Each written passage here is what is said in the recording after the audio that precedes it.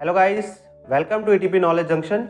मैं हूं संजीत और आज की वीडियो में हम बात करेंगे एक्सटेंडेड एरेशन सिस्टम के बारे में, जो कि एक्टिवेटेड स्लज प्रोसेस का ही एक पार्ट है।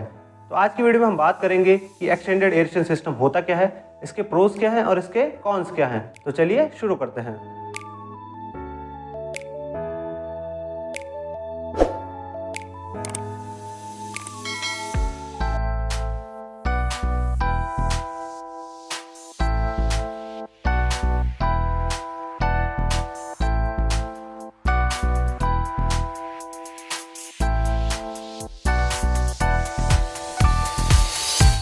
एक्टिवेटेड स्लज प्रोसेस एक वेस्ट वाटर ट्रीटमेंट प्रोसेस है, जहां माइक्रो ऑर्गेनिज्म का उपयोग वेस्ट वाटर में से ऑर्गेनिक पॉल्यूटेंट्स को तोड़ने के लिए किया जाता है। वेस्ट वाटर को एक एरेशन टैंक में माइक्रो ऑर्गेनिज्म की पॉपुलेशन, जिसे एक्टिवेटेड स्लज कहा जाता है, के साथ मिलाया जाता है। माइक्रोबियल एक्टिविटी को सुविधाजनक बनाने के लिए टैंक में ऑक्सीजन की आपूर्ति की जाती है, जिससे माइक्रो ऑर्गेनिज्म को ऑर्गेनिक मैटर को कंज्यूम करने में मदद मिलती है। एरेशन के बाद वेस्ट वाटर और एक्टिवेटेड स्लज क्लैरिफायर प्रक्रिया से गुजरता है, जिससे ट्रीटेड वाटर स्लज से अलग हो जाता है। माइक्रोबियल पॉपुलेशन को बनाए रखने के लिए स्लज के एक हिस्से को वापस एरेशन टैंक में सर्कुलेट किया जाता है।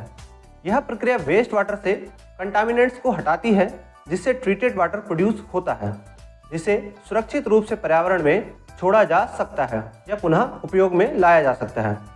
अब हम बात करेंगे एक्सटेंडेड एरेशन सिस्टम होता क्या है।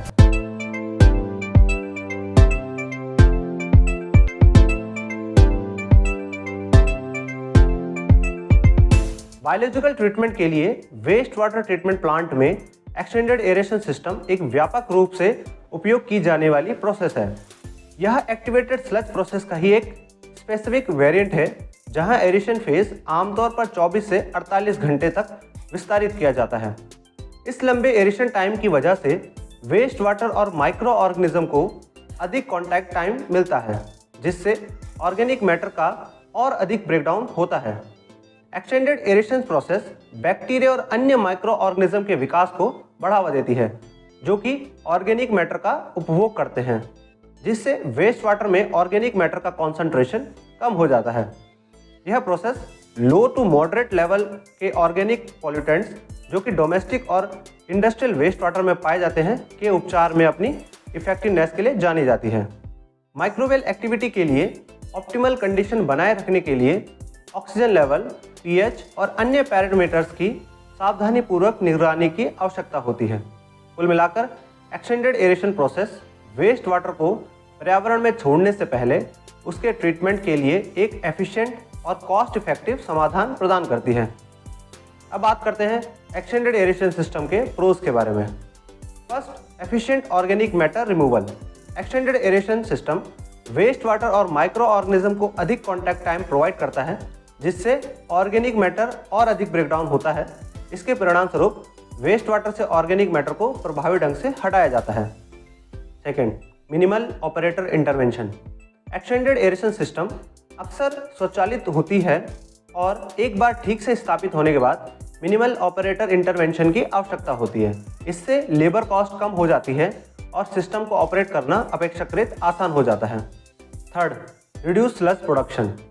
आमतौर पर कुछ अन्य ट्रीटमेंट प्रोसेस की तुलना में एक्सटेंडेड एरेशन प्रोसेस से कम स्लज उत्पादन होता है।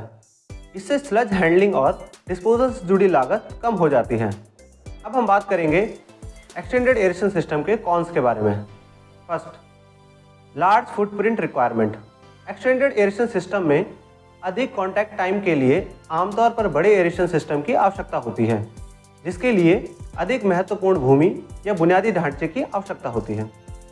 Second, high energy consumption. लंबे समय तक एरेशन बनाए रखने के लिए माइक्रो ऑर्गेनिज्म को ऑक्सीजन की आपूर्ति के लिए निरंतर ऊर्जा इनपुट की आवश्यकता होती है। इसके परिणाम स्वरूप अन्य ट्रीटमेंट प्रोसेस की तुलना में अधिक ऊर्जा खपत होती है, जिससे अधिक ऑपरेशनल कॉस्ट और एनवायरनमेंट इम्पैक्ट बढ़ता है। Third, limited capacity for high strength waste water. High concentration वाले वेस्ट वाटर को इफेक्टिवली ट्रीट करने के लिए एक्सटेंडेड एरेशन सिस्टम संघर्ष कर सकता है। ऐसा होने पर सिस्टम में मॉडिफिकेशन की आवश्यकता पड़ेगी, जिससे निश्चित रूप से कैपिटल और ऑपरेशनल कॉस्ट में वृद्धि होगी। अगर आप अपने ट्रीटमेंट प्लांट में किसी भी प्रकार की कोई भी समस्या फेस कर रहे हैं तो आप हमारा टेलीग्राम सपोर्ट ग्रुप ज्वाइन कर सकते हैं। तो उम्मीद है आप बहुत ही अच्छे तरीके से समझ गए होंगे कि एक्सटेंडेड एरेशन सिस्टम क्या होता है, इसके प्रोज क्या हैं और इसके कॉन्स क्या हैं। आगे आने वाली वीडियो में हम एक्टिवेटेड स्लज प्रोसेस की बाकी टाइप्स के बारे में बात करेंगे।